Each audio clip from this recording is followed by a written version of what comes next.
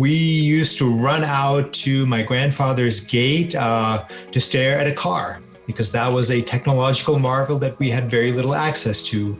Running water was something that we had, however, it stopped all the time. Electricity went out all the time. So I come from, as I tell people, from another planet and another time, obviously a different country. And so I definitely have an appreciation for change, in the sense that when I first went to visit my parents in Dubai, my parents left India when I was about 5 or 6 years old, and my father got a job in Dubai. And I even remember going to Dubai, which was still pretty, far behind the United States or Europe. Nonetheless, they were so far ahead of India in terms of development. And then coming here at 18 to the United States to go to college and seeing what the United States had done in really 30, 40, 50 years was just astonishing and incredible.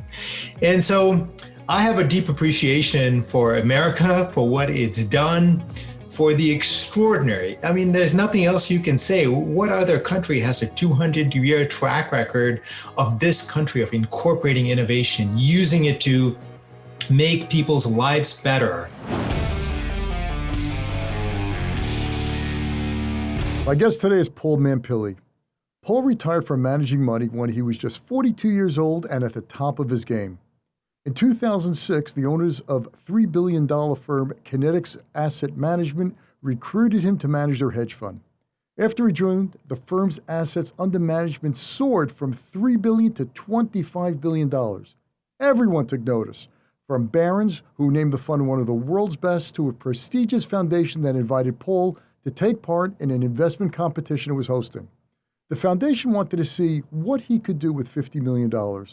Paul was able to achieve a 76% return during the 2008-2009 financial crisis and won the competition. Paul has come a long way from his birthplace in India. Growing up in India, he attended boarding school until he was 16 years old and then arrived in the U.S. a few years later. Today, Paul is the editor of Boldprofits, a research newsletter that has hundreds of thousands of subscribers. Now he uses his skills and experience as a financial analyst to provide investment research to Main Street investors.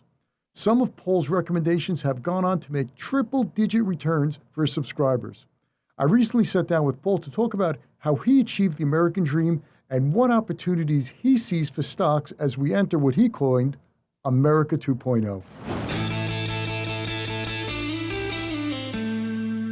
Paul, thanks so much for coming on today's show. I greatly appreciate it, and I was really looking forward to this conversation all week, knowing you're coming. Charles, a great honor to be with you. Thank you so much for having me on. I've been looking forward to this since the moment you invited me on, so super stoked to be here. All right, great, man. So, Paul, before we talk about what kind of great money manager you are and how you're giving your subscribers, zillions of them, I don't know, how many subscribers do you have now? I believe it's something in the range. Profits Unlimited has, which is our flagship newsletter, has about 140,000 subscribers, something like that. And then you have an e-zine, a free list, which has oodles of subscribers, right? Boldprofits Daily, which is the free e-letter from our sub-publisher that, we're both part of the greater Banyan Hill family. Boldprofits Daily, the free e-letter, I believe has in excess of 300,000 subscribers to it. So you got a lot of, maybe more. Yeah. Maybe more. Sarah, my publisher, would be upset that I don't know this. However, it could be much more, but it's at least 300,000. Yeah, it just keeps growing. Just full disclosure, folks, Paul and I both are colleagues and good friends, and we work with the same publisher, Banyan Hill Publishing, and you'll see throughout this conversation, we have totally diverse viewpoints on the market and on investing, but we could still smile at each other and become friends and work for the same company because there's many ways to skin the cat. So no one has a monopoly on ideas. This is true. And Charles, you're a legend. I remember reading of you from when I was trying to make my way on Wall Street in New York. Oh, great, man. Good. I didn't know that. But that's nice to know. That's great to know. All right, Paul, before we get into how well you've done and how you have really, I got to say, man, there are industries, there are stocks I just look at and say, I put them in my too hard pile, and you go ahead and you recommend them, and they go up three-digit returns in pretty quick time. And I look and I say, how did I miss that? And then I just realize it's totally out of my circle of competence. So before we even get into that and how big your circle of competence is and what you're looking at, you are, and this is not talked about much, you're really an American dream. You were born in India, and what was your life like there? My life in India was like time stood still in India when I was a kid, Charles.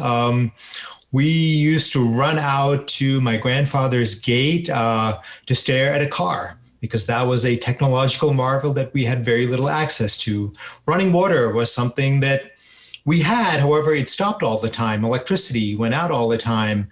So I come from, as I tell people, from another planet and another time, obviously a different country.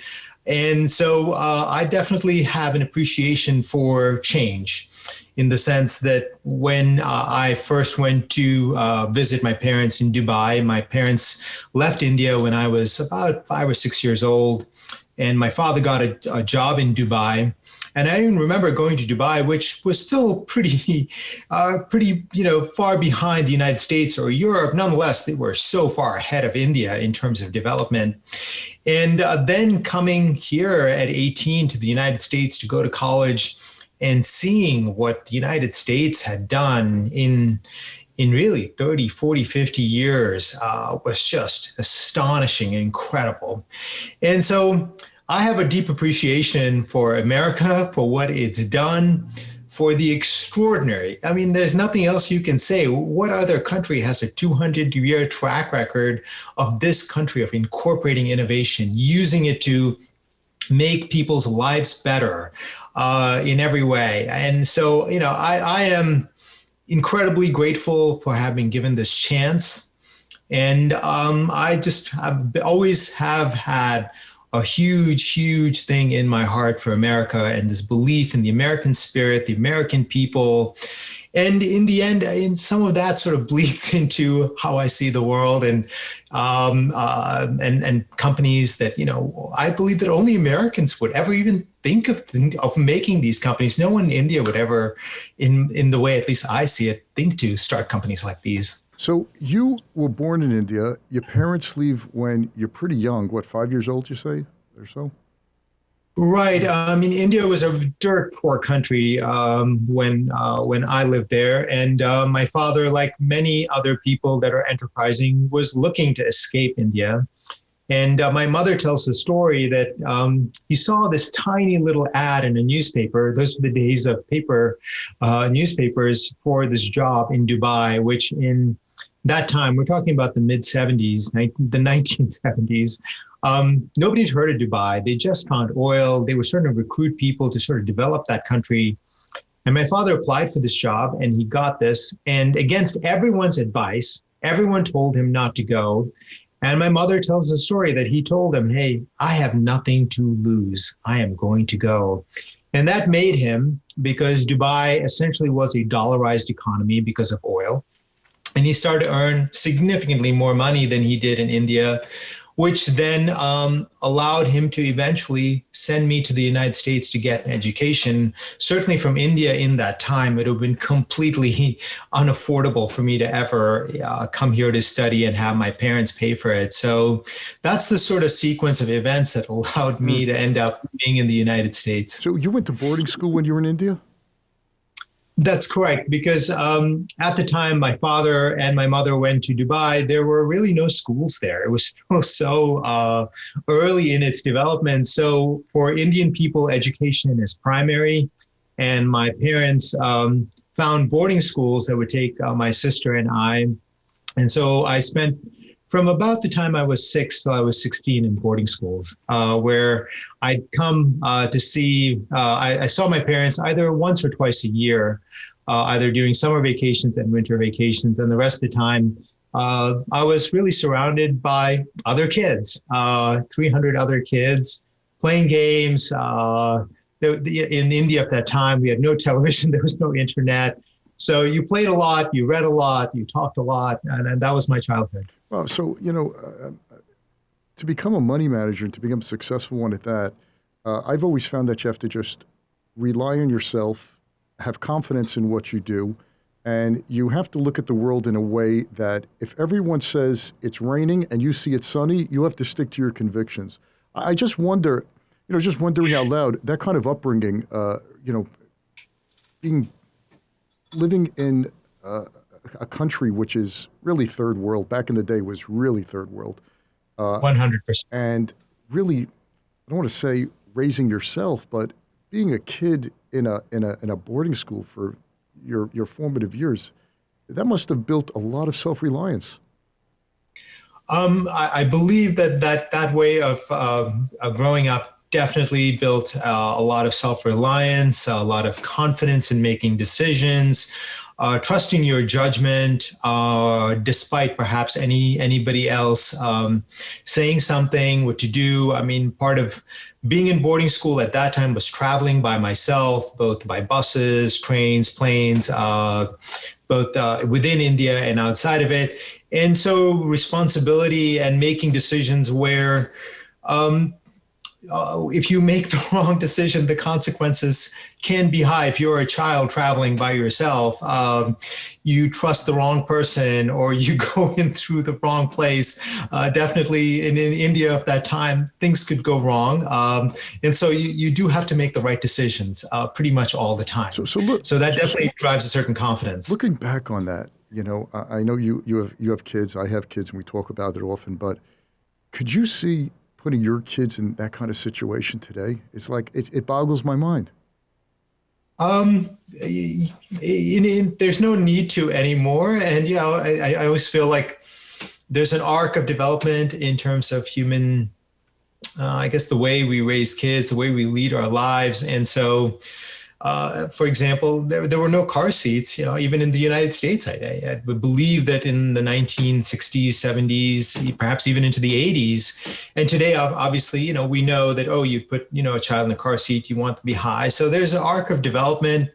And I personally consider myself sort of lucky to have had the experience that I've had, that my parents gave that to me. My mom and dad were generous enough to give me that opportunity. They picked a great school. There was no hardship of any kind. This was for India, it was a very incredible school. It's still ongoing. We had a swimming pool. We had tennis courts. So this was definitively no hardship. Yeah, I don't know. I also had great teachers and a fantastic group of students around me. I guess, I'm thinking of like Victorian England sent off to a boarding school, and no one comes to even visit you on Christmas. But all right, great. It's super. So you come to America, you're 18 years old, and you wake up one morning, you say, I want to be a hedge fund manager. How does that work? I've always loved the stock markets, Charles. I always loved, I always remember this, like, I believe I was about 14 or 15. And Indian history, in my book, history book, was something about the 1929 crash. And I recall the story about the stockbrokers killing themselves, jumping off a building. And it just struck me as like, wow, so the stock market thing must be a very powerful thing that would make someone want to take their own life. And to a kid in India that has no experience in the stock market, there might have been a very crude stock market in India in the 1970s. However, it had no real role in society. It's something that was undiscussed by people. So this thing really like, wow, this must be a very powerful thing called the stock market. And it drove a curiosity that persisted both in India and then certainly once I came to the United States. I remember going to the library to go find books about the stock market thing and trying to read about it and understand it. And that is like the beginnings really of my sort of like love for stocks, speculation, the markets, and what sort of underpins them, what drives them. That kind of really goes with what Warren Buffett said, that he started investing when he was 11 years old, and he laments that he started late. He wished he started earlier. And I found out that when I speak to, and I've met throughout the years, many legendary investors, and like yourself, they all started out young. It always a fascination, not when you were 26 years old, but I remember going to the library and reading robber barons when I was 10, 11 years old, and I learned about monopolies and I learned about minerals and how you take market share. absolutely fascinated me. And even though Wall Street was only 40 minutes from my house, it could have been on the other side of the world. I had no opportunity to go there when I was a young kid. My father was a working man. He was a warehouse manager, and I had no contacts. And it seems to me that you follow that same thing. It's that kind of burning desire that, wow, this is a challenge. It's exciting. It's something I want to learn about it. This is right. And Warren Buffett and Charlie Munger talk about, most people that are good at investing, speculating, whatever you want to call it, even trading. I mean, there's a natural curiosity that drives you to constantly push to ask a question to which there is a series of answers. There's definitively no single answer. And then there's an element where your curiosity pushes you then to act and to trust your judgment and to take on that uncertainty, which then, if you are right, there is a reward for. So many people have asked me throughout the years, young guys, young girls coming out of school, I want to get into this game. I want to manage money. I want to be, because you and I both were hedge fund managers. I started my own money management firm when I was only 22, 23 years old. And they said, what trait do I need to have? And I said, if you love learning and love reading, this business is going to be a lot easier for you. Do you agree with that? 100%. By the way, as I say that, as I look at your bookcase of well-worn, well-read books there, right? That's right. I mean, most of these, I have to admit, I have not read all of them. I have read many, many of them. And if I was to pan this camera around, there's actually another bookcase of this size on the other side of my wall. And that's because when you read a great book, the thing that I learned to do was to then go look at the sources that they cited and then buy some of those books. And now you have that chain reaction of stacking knowledge upon knowledge, where you now have a whole series of ways of thinking, examples, analogies, understandings that you can now bring to bear upon a situation and a judgment that you need to make, a decision that you need to make. Yeah, if you love learning and you love reading, you're halfway there. It's just temperament. But it really has to be that curiosity and of finding out stuff that is out there, and you just start seeing it differently. And I don't think it's because, as Buffett says, you don't need a genius IQ of 130. He said you're giving away 20 points, then you still do okay. The point is that you have to be curious to keep learning and reading, because most people don't. They just don't bother.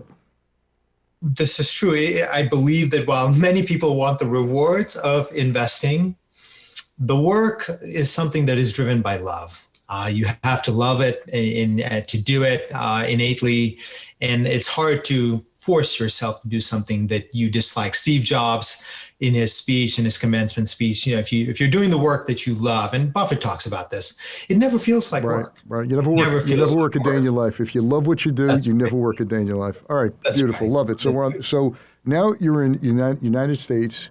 You go to college. You didn't go to get any MBA or anything. You went to a regular Montclair in Jersey? Right. This is a very first generation college kind of school. And the reason for it was that my father could afford it. It was much cheaper. It was called Montclair State College back then. It's called Montclair State University. It takes its name after the town that it's located in. And my father could afford it. And it was essentially gave me a ticket. It had the benefits of being near New York. And so I do remember going in college to go visit the stock market, which was a very thrilling affair. However, I could never really connect what was going on the floor of the New York Stock Exchange. Back then it was floor traded rather than computer traded like today. Specialist. To what I was interested in, and I came to that part of it much, much later on. However, it was near New York and it gave me a base of some things. And to some extent, I wonder if you feel the same, which is that it also, a lot of what was, and I believe still being taught, which is efficient market theory and these things, also kind of in time showed me what to ignore over time. Yeah, absolutely. Efficient market hypothesis, as just to share with our listeners, is the market is totally efficient, and the price you see trading for that day for that company has the smartest and best minds all agreeing, so there's no inefficiencies in the market.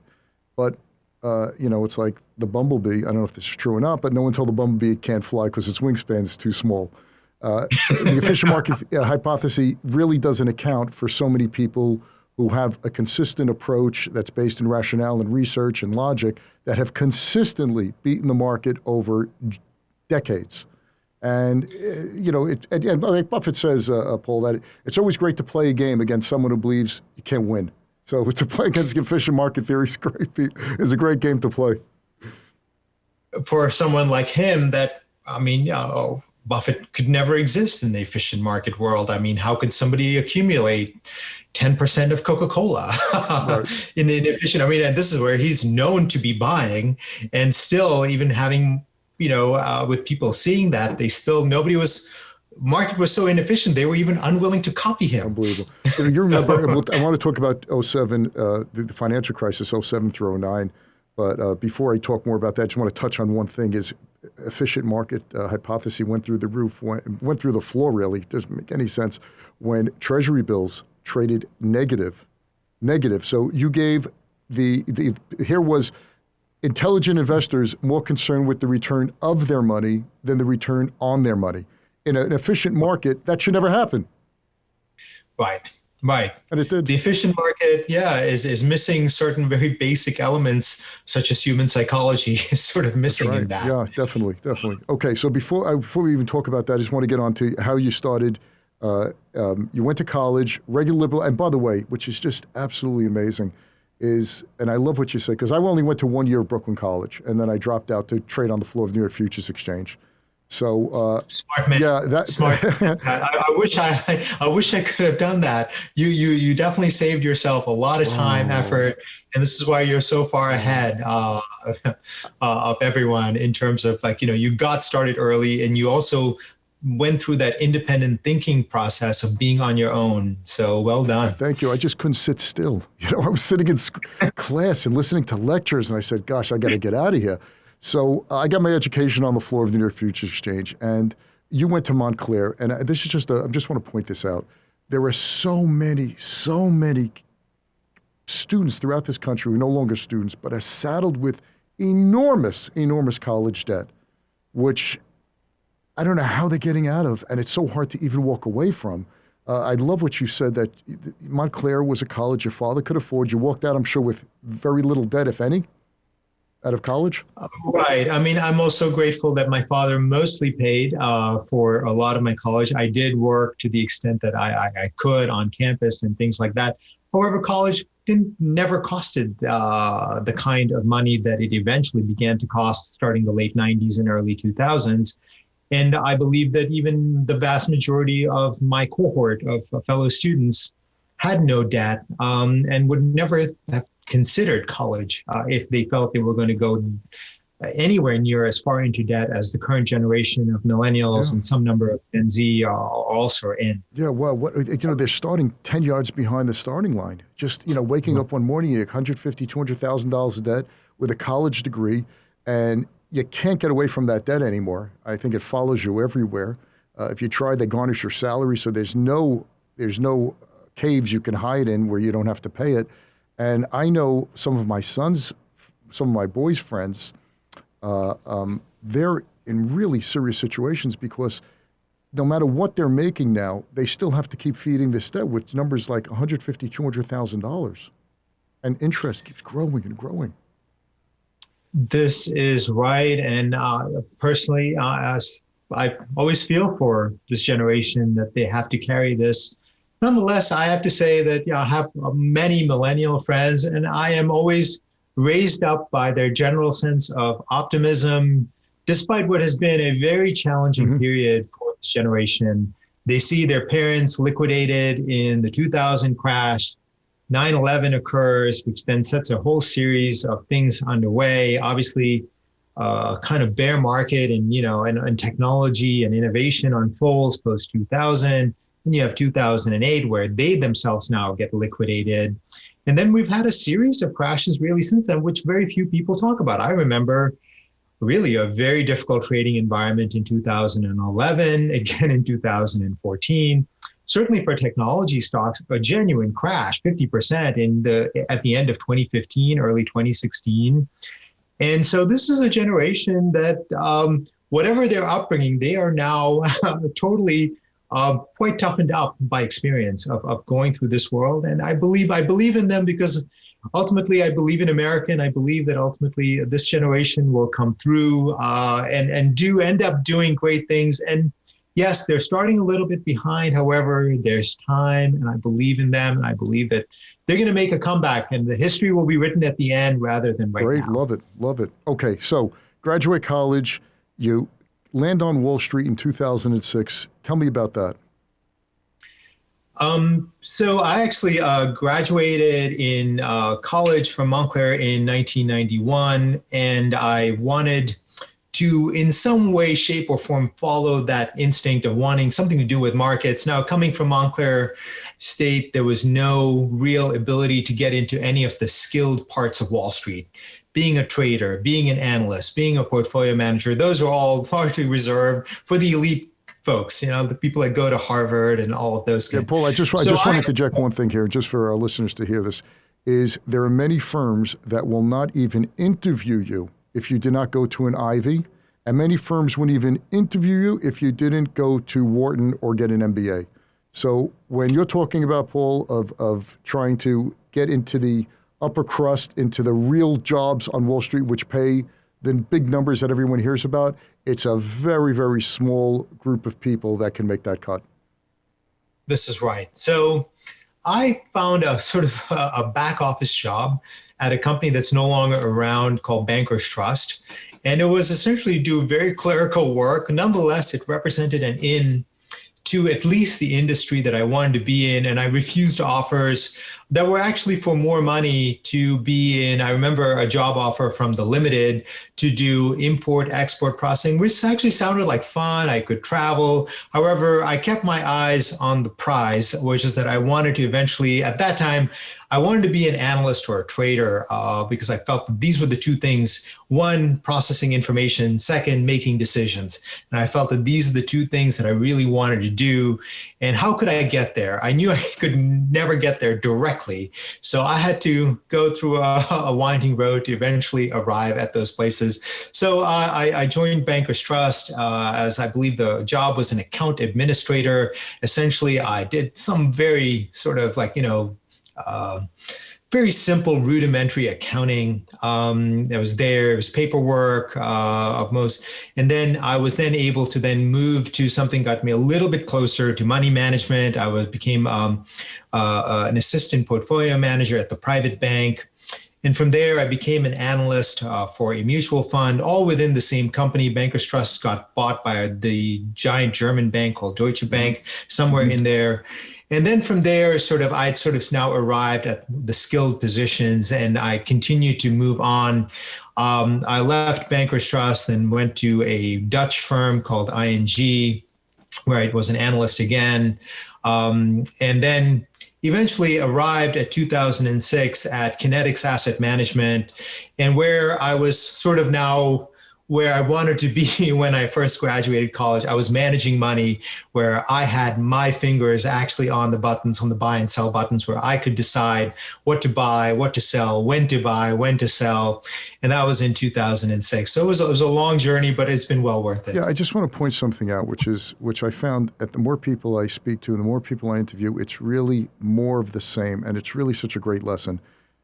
Your first job, your first position, whatever, money it should not be an issue. It's just getting your foot in the door. Just get into that environment. If you don't get on the bench, you can never get in the game.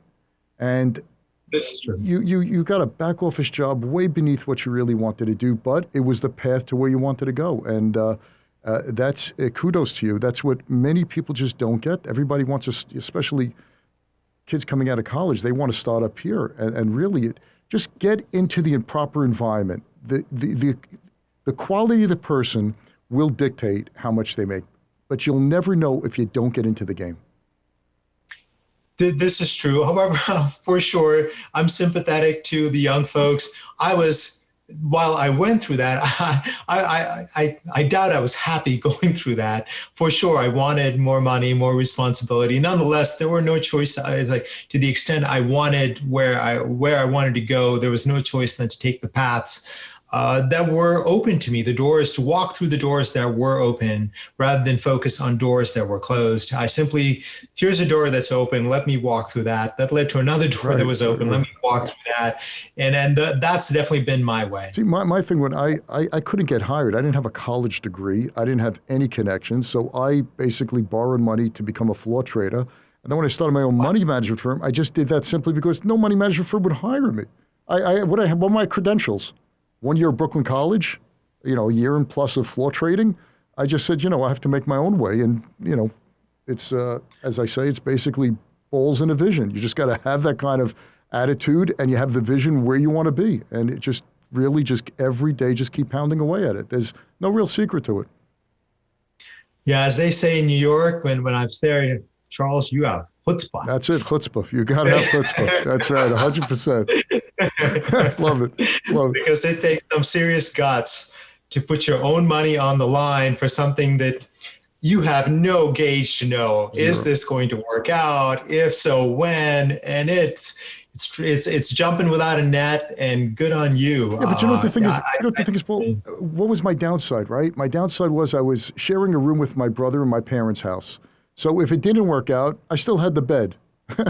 So what was my risk? I'll start again. Right. It wasn't a concern of failure. Failure was never an option because I figured I got to do this. There's no ifs, ands, or buts. I'm not going to take a job working in a retail store or running a warehouse. Those things I have wanted to avoid at all costs. I wanted to get into this business. I said, I'm going to find a way. And you did the same. So that's great, man. That's really super. So you end up in 2006 at Kinetics. They let you manage money. And you're there right before the world goes into the abyss, the financial world. Right. I mean, unfortunately, no one, told me that prior to that. Nonetheless, I have no idea where you were in 2006 or 2007. However, if you were in New York, this felt like the top of the world. I can recall it was good times all around. The real estate market was booming. The investment banks were booming. They were selling CDOs, CLOs. There was this air of what felt like extraordinary confidence. However, in hindsight, was clearly arrogance, hubris, and stupidity on some level, as we've then later found out after 2008.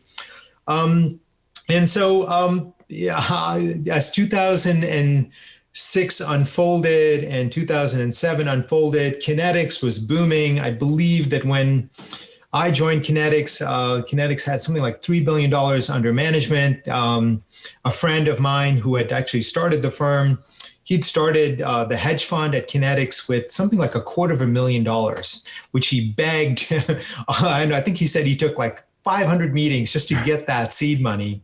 And at the peak, Charles, the hedge fund had about $5.6 billion in it, if I remember. It might have been like, maybe higher, but I remember seeing the statement at somewhere, wow. I think it was November of 2007, 5.6 billion. And then like the Kinetics as a firm had 25 billion. So like in 2 years, wow. it had gone 8x in terms of assets under management.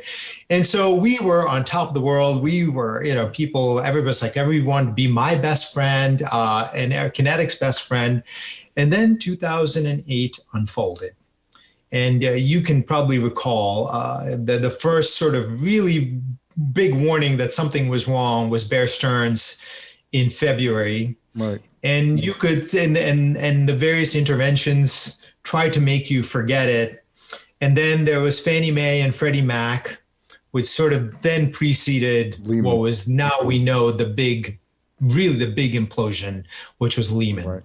And from then on, the world was never the same. Right. People don't, if you didn't live through that, you don't really appreciate what an amazing job Paulson did as Secretary of Treasury, and Geithner and Bernanke to keep the world alive. People weren't, major corporations weren't able to make payroll. The financial world collapsed, literally collapsed. Capitalism was almost kaput. And I have to add Ben Bernanke, who created on the fly a number of programs to simply allow GE to have enough money to make payroll because the commercial paper market was completely frozen. Nobody wanted to buy or willing to lend. Everybody just wanted to hold cash, which then circles back to this efficient market view, which is like human psychology is such a critical element to the markets, to the economy, and you have to account for that. Nonetheless, 2008 was, meant the end of all of that. Those good times, that's there, and obviously, people liquidated a lot of their funds, and it was a difficult period of time. Certainly, to be running a hedge fund, that's all hedge funds, as you know, are levered up, and I can recall moments of time because, of course, our hedge fund was, like all hedge funds are seeing redemptions of trying to extract liquidity from the market when no one wants to give it to you. And I learned a lot about trading and the element of human psychology of trading through that moment. Yeah, it was just absolutely amazing. And the problem is that every 10, 12 years, we have another one of those in a different form because the original people move on. Now the new guys at the desk are 30 plus years old, and they were getting drunk in college during 07 and 08. Now they don't have that experience and who knows what. But I don't want to talk about that as of yet. So 07, 08, you're managing a fund. They give you, I think you get a foundation, gives you guys $50 million or so? Right. So this is, this just goes to show you that you would never write this in a script. So sometime in June of 2008, prior to people understanding that essentially one world was ending, a very prestigious foundation of one of my actually investment idols. Now they've asked me to keep their name out of anything that I mention because for privacy reasons, which I want to respect. And so they said, hey, we are going to give, I believe it was 8 money managers, $50 million apiece. And there was, of course, a compensation structure associated if you won the competition. And I forget who the great, the big money managers were that were assigned. Most of them are no longer around from what I recall. Nonetheless, they gave us 50 million and there were special rules to this competition. You could only own, it was a maximum of 10 stocks that you could own. You were not allowed to buy US stocks. They could be ADRs, so no U.S. stocks. You couldn't have more than 2 stocks in any sector or industry, and so you could have less than 10, and I think it was at least 2. So there were all these rules, and so Paul, there was no shorting, or you were allowed to short a stock? No, there was no shorting allowed. It was long only. So long only, no more than 10, no more than 2 per industry. Correct. So and no U.S. No U.S. Okay. Correct. And no U.S. That limits the world down considerably. Right. So I picked 10 stocks, and starting, I believe it was about, again, it's some time ago. I believe it was September, October, right before Lehman happened. What I told our trading desk is that we are going to buy. It might have been, it was pretty clear we were in a crisis by that point when Fannie Mae, Freddie Mac happened. So we were going to buy over 4 or 5 months. Well, we're going to put this to work every week. And we had essentially, it's called a program, a trading program. And so we just went and consistently bought these 10 stocks literally every day. For something like all the way into February or something like that, late Feb. And with that, we were done. February 09. February 09. Yes. February okay, 09. So just to put this in context, Lehman Brothers fails September 08. You're buying along the way. The bottom of the market is March 2009. And then it goes on an amazing bull market ride. So my question, Paul, is why were you buying these stocks? What were you seeing that no one else? The world was collapsing. What did you see that no one else saw? Well, I'll tell you an anecdote as well around this. So prior to starting to buy, the foundation had asked us if we could notify them when we were going to actually use the cash that they had sent us. And so I remember writing the email to the foundation committee member And I remember the response back, really? You're going to buy into this? And they said, you're only one of two people that are actually going to utilize the money. Everyone else is going to stay in cash. So I have no idea if that's what was persisted, but at that moment. And so I was like, yeah, absolutely. But wait, Paul, let me interrupt you. This is a foundation which will go unnamed for now, where its founder and legendary investor made his marks by buying right before World War II.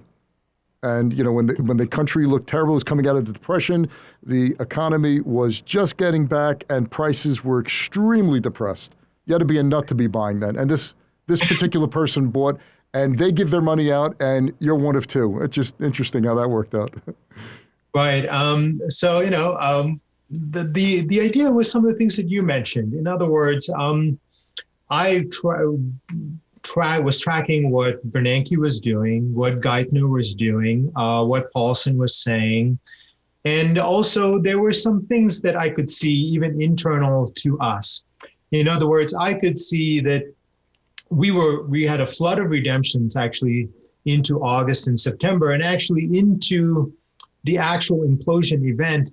A lot of people had done 50, 60% of their selling. And while we did get a crush of additional selling, it was less intense actually than the selling that we had experienced actually prior to this. In other words, so, and certainly past that, there was a lot less intensity. Prices were being marked lower.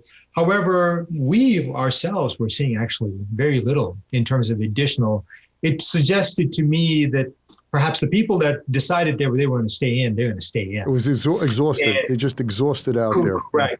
And to the extent that these programs were going to work, interest rates were brought to zero, all those programs that Bernanke introduced to try and liquefy various markets. Obama was being elected. There was talk of a stimulus that might be larger. If any of this worked, some of this worked, I felt that there would be at least something that was a little bit better. And I felt a little bit like my father, and I felt in the sense that obviously never said, hey, we're going to come and extract, a pound of flesh from you if you lose the money. They did say, go and try to make the money. And I felt that this was something that I had prepared for. All these books I had read, all the situations I put myself in, both personally, professionally, making judgments in my personal accounts, that this was a price fight that I was ready for. And if you are unwilling to fight when you're given a chance at the price fight, then you don't deserve to be there. So I felt that this was my moment and I should take it. And we took it. And that account, when they stopped counting, which was, I believe, of 1 year from, I think, the point at which we started, was up 76%. Wow. From that time frame. So went over, more than doubled. I mean, not doubled, not quite doubled. Was like, 76%. How the other 9 other guys do? They never told us what the other ones did. However, we won, and we know because they gave us an extra $50 million to manage. And that was the prize for winning, was that they were going to give you additional money. So they double the value of assets that they would. By the way, for those listening, the way the hedge fund industry works, the more assets you have, the more fees you can charge. So by giving you more money, it's a happy day. You get to charge more management fees and possibly incentive fees. So It's oxygen. Right. It's oxygen for the hedge fund industry. And especially in 2009, while the rest of things were going down, we were getting money in. And only that, we got paid a very nice performance fee for the original $50 million, which was definitely very much appreciated. Oh, wow. That's great, man. That's great. Okay. Yeah. You hit, I don't know, it doesn't get better than that, right? So making money while the world is collapsing, coming out number one, you decide at 41, 42, pretty young age, I'm out of here.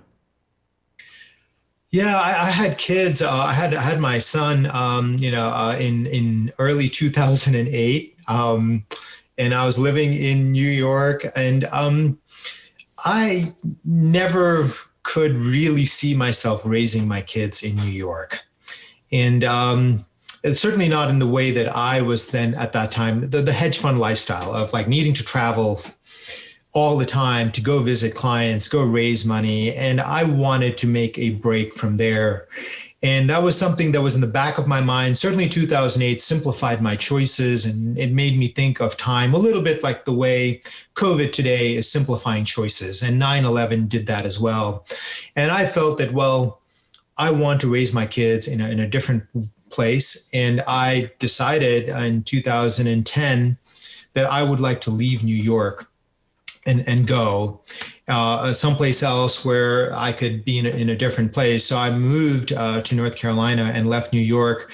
However, I kept my job because the internet by then was a big enough part of how everyone operated. I felt that as long as I had an airport and an internet connection and obviously a phone, that I could travel when I needed to, communicate with anybody. In many ways, I anticipated the work from home movement. With tools like Zoom or anything like that, it would have been even easier. Nonetheless, it was there enough that you could really operate in that way. So I made that choice to leave New York and move to North Carolina in 2010 or so. And from there, being that I was a little bit ahead of where the management of Kinetics was, they felt that, well, that having someone in North Carolina was perhaps like something was a little bit difficult for them to want. And so we parted ways amicably. And that's how I ended up in this business that we are both in the investment newsletter advisory business. In looking around for things to do, there were a couple of things that really became something that I felt like this is my moment to do something. One is that I've always felt that certainly that I want to do something that I could really affect more people's lives. If I was good at doing something, that I would like to do it for more people, because oftentimes, as you know, Charles, I mean, money management, I mean, you have to have money to give money to somebody to manage. And a lot of the folks that you and I now serve, they have a lot less money than the clientele that we used to serve. And so I wanted to kind of switch teams. I wanted to serve regular people. And if I believed in what I was doing, that then I could try and serve much more people, many more people. And that was something that now I could do by entering the investment newsletter advisory business, where the entry is $49. Your newsletter goes for $49, same thing mine, which really just about anyone can afford. Right. So that's the choice I sort of made. I left, I parted ways, and then I was looking for an opportunity. It allowed me to sort of step away from what I was doing and step into, again, another open door. I knew someone that was at Agora who I'd met when in a different life when I used to write a blog on behavioral finance. And that person was intrigued by my blog. They came to meet me, and like, so interesting, like literally 7 years later, after that connection, I end up at Agora, which owns Banyan Hill, our publisher. And he recruits me in, and that begins my journey in this business. No, absolutely outstanding. So you started Boldprofits about how many years back? 2015 or 16 or so? So essentially that starts in 2016. June 1st of 2016 is the first issue of Profits Unlimited goes out. And we issued our first buy recommendation associated with a video presentation, a promotion, as they call it in our business, on the Internet of Things. And we recommended ST Microelectronics, which is a chip company. And that was our very first recommendation. And that's how the Profits Unlimited story begins. So, and Boldprofits. Your approach when you started your investment advisory, your newsletter, really, your approach was to look for stocks that are on the cutting edge and about to enter a new era. For example, Internet of Things wasn't as popular then as it is today. It's kind of ubiquitous now. But back then it was still early. Right. It was still something that people could find out about if they were really reading technical journals and things like that. However, it was felt that it was still 5 to 7 years ahead. In other words, a lot of the protocols were still sort of raw, security was unworked out. And certainly at that point in time, chip companies were seeing none of the volumes that would eventually begin to appear now that you have hundreds of thousands of devices connected to the internet from all different areas. I counted in my house. I have 23 devices connected to the internet. I've got smoke detectors, thermostats, security cameras, locks, obviously computers, cell phones. So it anticipated that world. And I generally tend to be an early adopter. Right. And so in 2016, I already had begun to put some of these things, internet connected switches and things like that. So I had a good semblance of understanding of how this was going to unfold. And over the years, Paul, it wasn't a one-hit wonder. You've had multiple triple-digit gains. I think the several stocks you had over 400-500%, 4-5 baggers. Some you had, I think, a little even more than that. But this wasn't a one-time thing. You have an approach that basically goes with a 6-step process. You just don't take any stock or any company. It goes through a filter of yours, right? Right. I call it going upness, which many people hate. I consider myself a medium-term speculator. In other words, generally speaking, I'm in something for 3 to 5 years. If it can continue, then I'm going to be in it a little bit longer than that. However, that's my viewpoint. And so going upness is a 6-step system. And the essence of it is really in the sense that the gains that you get ultimately do come from someone paying a higher price, and to focus my process on that. And then that's ultimately a distillation of 15, 20 years of reading, thinking, interacting, which is that what is the benefit that I want to get out of the market? And for me, it's price gains in that 3 to 5 year time period. Sometimes it's related to a technological development that's underpinning it. Nonetheless, the actual price gain is delivered by the next person coming in and bidding the price up, perhaps to want to own it. Perhaps they themselves are a speculator. However, I rarely focus on their motivations. I'm focused on my price. And generally speaking, I'm early enough that I can also leave ahead of perhaps the very, very speculative peaks that might come later, that might risk all of the gains. How do you figure out the price to pay for the stock? So in general, I just generally focus on the fact that early on, most people tend to be too price sensitive. And then much later on, they're completely insensitive. So being that generally speaking, I'm in this current market, technological trends quite early, most people will underestimate the size of the growth, the magnitude of the growth, as well as how long that growth is going to continue. And as a result, in the near-term time frame, something may seem very, very expensive. Netflix might be a good example of it, in the sense that if you believe that just their existing business is all that they're going to have, then you would say, well, that's a very expensive stock. If you are willing to think 3 to 5 years ahead and see a continuation of that growth at a very high magnitude, then you would be far less price sensitive in the current period, and you would be willing to take it on. So those kinds of assumptions, which are a little bit of thin air, you look forward and there's nothing in front, and you have to make a judgment, which is that, do you believe this? Do you have conviction that this is going to unfold? Do you have some understanding of what's there? And oftentimes with many of these things, I'm an early adopter. I was using Netflix in the late 90s. And so oftentimes I follow my own instincts. You'll see the Apple computer behind me. So I bought that computer in 2003, just as really Apple was making themselves very much into a mainstream brand. So, and even very early on, Apple stock was thought to be priced too high. Mm-hmm. And much later on, once a lot of the gains were in, people felt that, now it's more reasonably priced, but the persistence of growth was very high at a very high level. See, I think the difference between you and I, just for an example, there's the company as it stands now, which more or less we could both value the same way and figure out what that's worth. Then there's the X factor. Where do you see it 3 to 5 years out?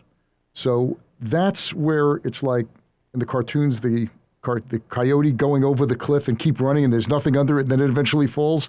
It's how much is one willing to pay for that future. And if you have a high level of confidence and it's a very high probability event, then you're willing to pay much more because it's selling for a pittance at where it is now. So Correct. I think that's what a lot of investors just don't get. It's not that you're going off and paying any price. It's that your research, you're examining the industry and seeing the trend. It's a very high probability event that this company will produce X, even though it doesn't look like that today. Do I more or less have that right with you? Approximately, it's a judgment call in the end, because at the moment there's a lot of questions. Tesla is a great example of this, Charles. I mean, today it's worth more than every car company, I believe, in the world put together. And the standard way of seeing it would say, well, obviously that's a bubble.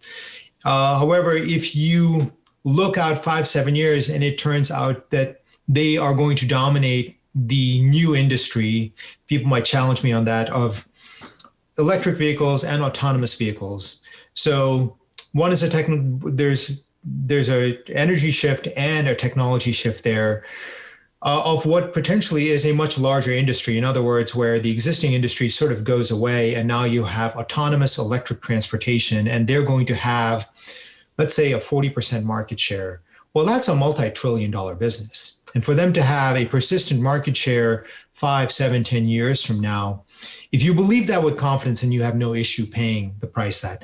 So it all then really comes down to how much confidence are you willing to put into this. And obviously, if you get it wrong, the outcome can be very, very poor. So it's definitely a different way to go through the world. So you, just a few years ago, about a year or so ago, you came out with, and you coined, and I think you were one of the first, I haven't seen it anywhere else other than you, was America 2.0. Just in 2 sentences, what the heck is America 2.0? America 2.0 is essentially a view of the world that says that there is an existing world that is going away and is being replaced by a new world of technologies, of ways of doing things, products and services that is going to totally supplant everything that exists today in a very similar way to what you might have experienced if you lived about 100 years ago, where you had multiple technological trends all occur about the same time in transportation, with the steam engine, steamship, all the way to the plane, communication, telegraph, telephone, television, all these technologies stacking up, all approximate at the same time, which completely altered the experience of life for Americans. And I know that if you were to talk to I forget what the right word, centenarian, and you said, hey, they have actually now are going through sort of like their third iteration of sort of human life. One that they were born into, one that they sort of come to pass in their teens and early 20s. And this is a completely different way of like this internet digital sort of revolution, completely supplanting old ways through new ways. And that is encapsulated in one term, America 2.0. You know, if we had this conversation back in February of last year, February 2020, it still would have been fuzzy. But by the end of 2020, it makes all the sense in the world, where we had more technological changes and innovation that pushed it, they say 10 years in advance, but way, much further down the line. For example, working at home, internet connections, broadband, Zoom, school, buying cars. It just absolutely just blew everything up in a really short span of time.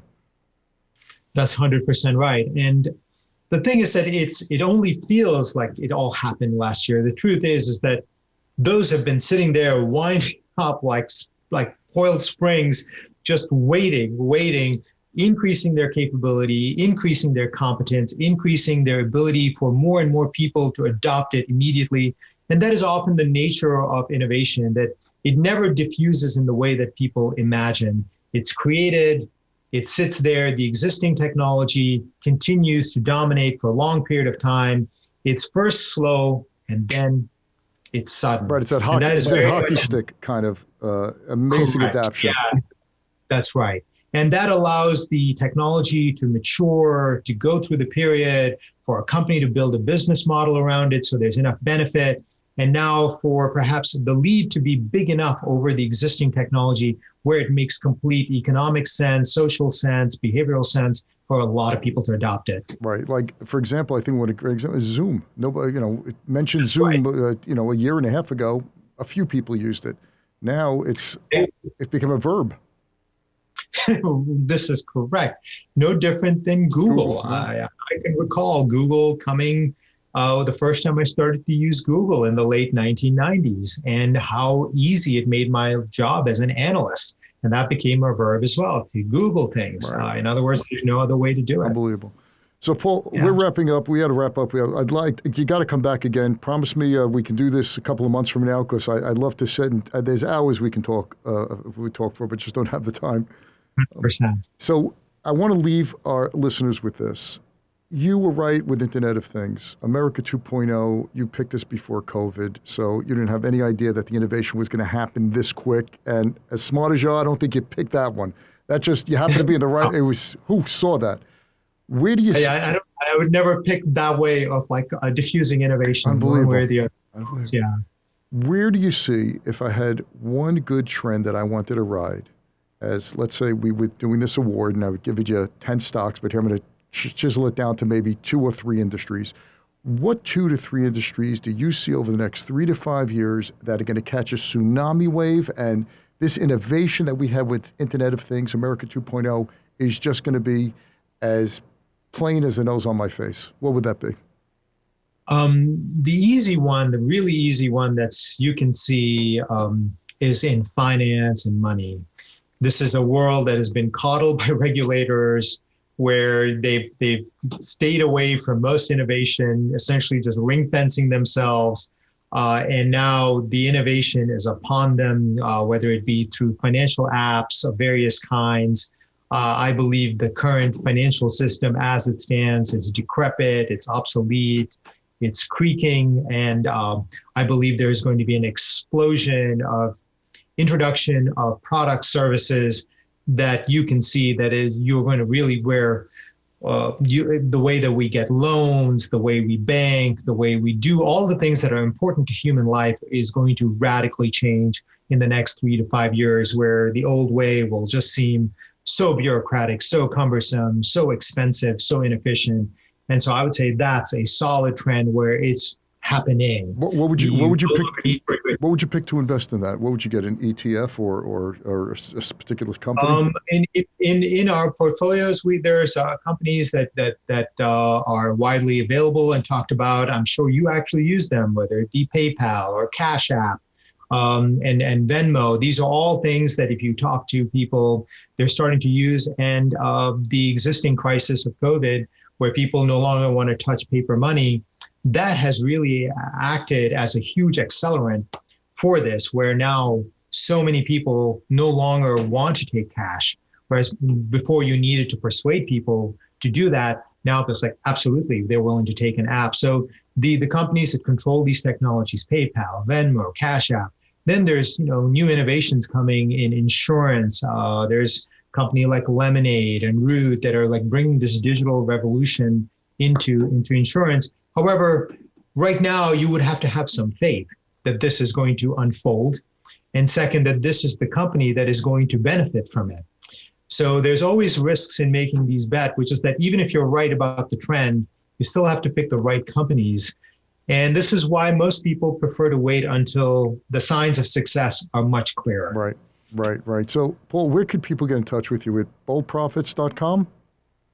I believe that the place that they can go is Paul Mampilly Guru. That's sort of like the hub website where all the publications, including how to sign up for Boldprofits, our free e-letter, is on, and also description of all the various newsletter services that go under Boldprofits under my name, including Profits Unlimited that I refer to. Beautiful. And, I don't agree with all your picks. I agree with some of them, but the point is it makes interesting reading. It makes you think, and you're looking at things not where they are today, but where they're going to be 3 to 5 years out. And you've been so right for so long a period of time. So all the power to you, my friend. That's fantastic. Charles, it's always an honor, and I appreciate your compliments. I consider you a legend and a role model, and thank you so much. Paul, thank you so much. I greatly appreciate you being on the show. Thanks again. Thank you. Thanks for listening to this episode of The Charles Mizrahi Show. If you're a new listener, welcome. If you've been listening for a while, we're glad to have you back. Either way, we'd love to know what you think of the show. Please leave a review if you listen on Apple Podcasts. Reviews make it easier for others to find the show. You can also see the video of the interview on the Charles Mizrahi Show channel on YouTube.